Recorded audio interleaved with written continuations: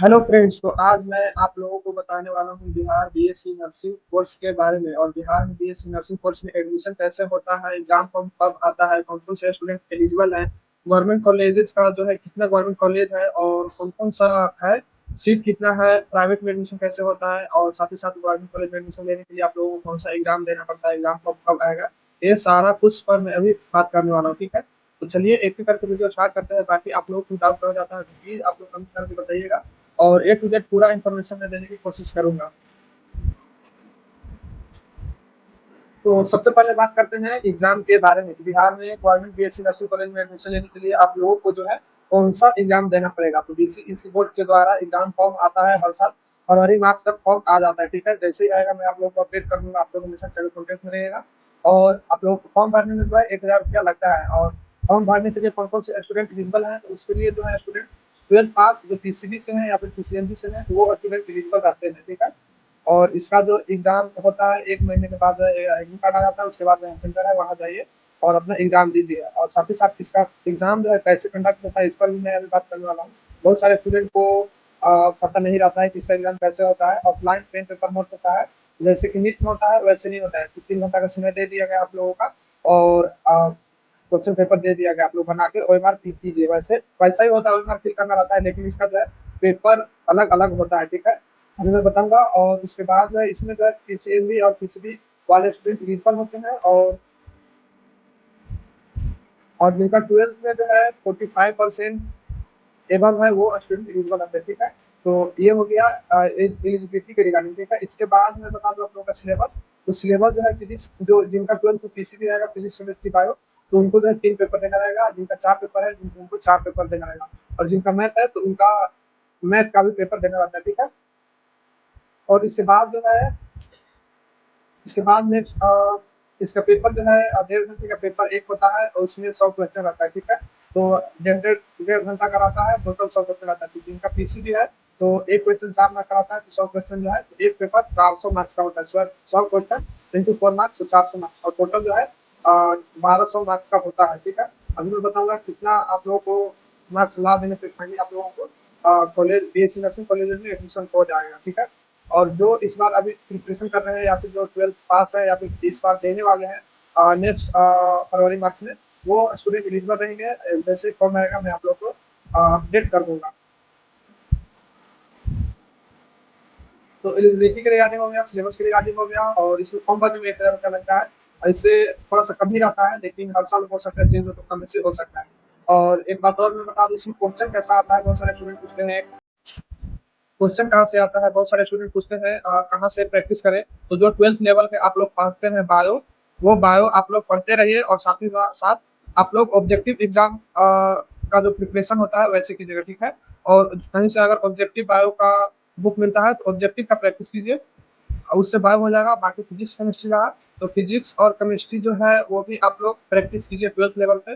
और कहीं से आप लोगों को ऑब्जेक्टिव क्वेश्चन का कोई बुक मिलता है तो उससे प्रैक्टिस कीजिए, नहीं तो फिर नीट का पीवाईक्यू जो आता है वहां से आप लोग प्रैक्टिस कर सकते हैं। ठीक है, और 12th लेवल पे जितना भी कॉन्सेप्ट है वो सारा क्लियर होना चाहिए, तो आप लोगों को एग्जाम अच्छा जाएगा। ठीक है, ये हो गया। और इसमें जो है निगेटिव मार्किंग भी रहता है। ठीक है, आप लोग कंफर्म रहिएगा, इसमें निगेटिव भी रहता है, आप लोगों को मार्क्स कटेगा अभी, जैसे नीट में रहता है वैसे ही। और इसका पेपर जो है 1.5 घंटे का एक पेपर होता है। ठीक है, और एक पेपर होगा, उसके बाद फिर थोड़ा सा 10-15 मिनट का टाइम मिलेगा, फिर उसके बाद नेक्स्ट पेपर स्टार्ट होगा, फिर वो खत्म होगा तो फिर 10-15 मिनट का टाइम मिलेगा और फिर नेक्स्ट पेपर स्टार्ट होगा। ऐसे करके 3 पेपर, और जिनका 4 पेपर आता है तो उसी दिन 4 पेपर या फिर अगले दिन भी होता है। तो ये हो गया एग्जाम से रिलेटेड। ठीक है, और एक बात मैं बता दूं, इसका जो क्वेश्चन पेपर है वो बाहर नहीं आता है, वहीं पे रख लिया जाता है। इसीलिए आप लोगों को जो है मार्केट में इसका क्वेश्चन बैंक या फिर पीवाईक्यू नहीं मिलता है। जो मेमोरी बेस्ड क्वेश्चन रहता है वही आप लोगों को मिलेगा। ठीक है, ये हो गया। उसके बाद कॉलेजेस की बात कर ले तो बीसीसी एग्जाम के थ्रू जो है बहुत सारे कोर्सेज में एडमिशन होता है। ठीक है, तो मेनली अभी मैं बीएससी नर्सिंग के बारे में बता रहा हूँ, और इसके अलावा भी बहुत सारे कोर्सेज हैं, तो वो भी मैं बताऊंगा, आप लोग कमेंट कीजिएगा।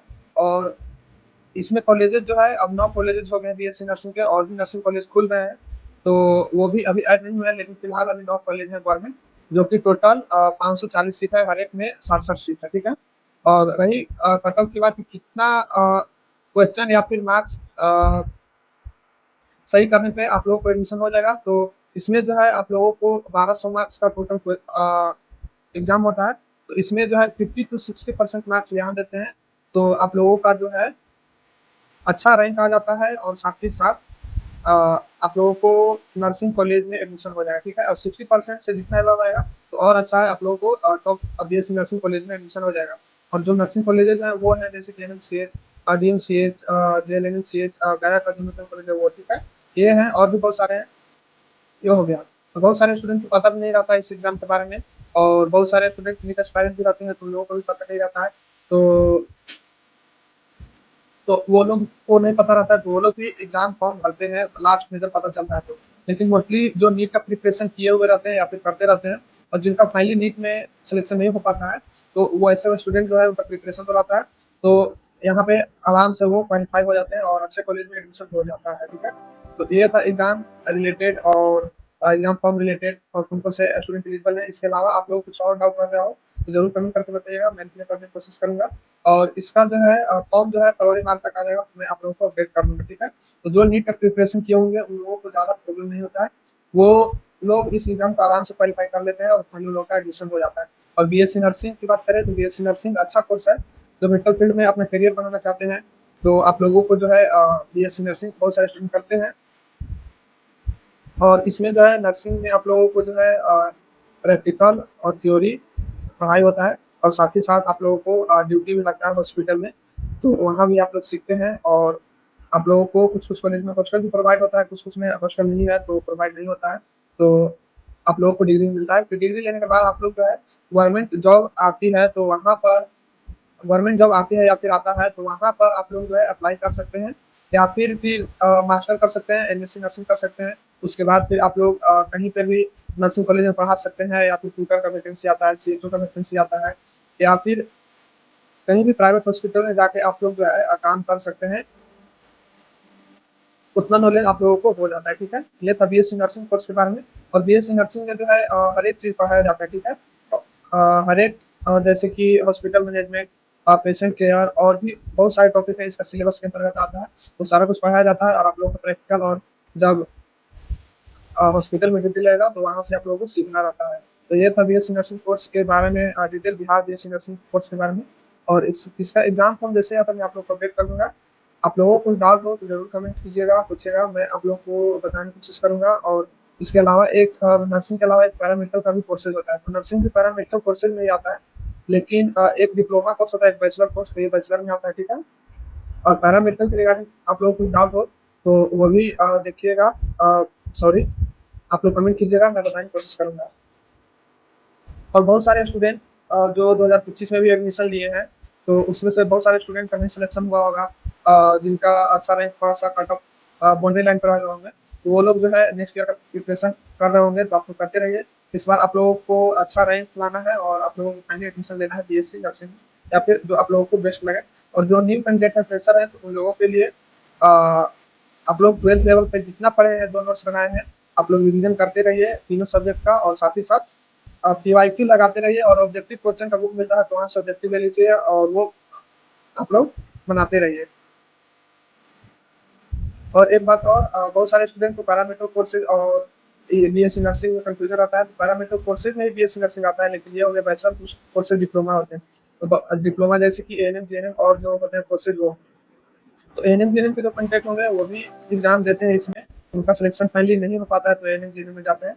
और बीएससी नर्सिंग जो है बैचलर अच्छा कोर्स है, जीएनएम से थोड़ा ये स्टैंडर्ड है, इसको ज़्यादा वैल्यू मिलता है। और फाइनली जब आप लोगों को गवर्नमेंट सेक्टर में जाइएगा, तो वहाँ पे आप लोगों को जो वर्क करना रहता है, वो भी थोड़ा जीएनएम से थोड़ा स्टैंडर्ड ही आप लोगों को माना जाता है गवर्नमेंट फैकल्टी का। तो इसीलिए बहुत सारे स्टूडेंट है जीएनएम नहीं करते हैं और बीएससी नर्सिंग करते हैं।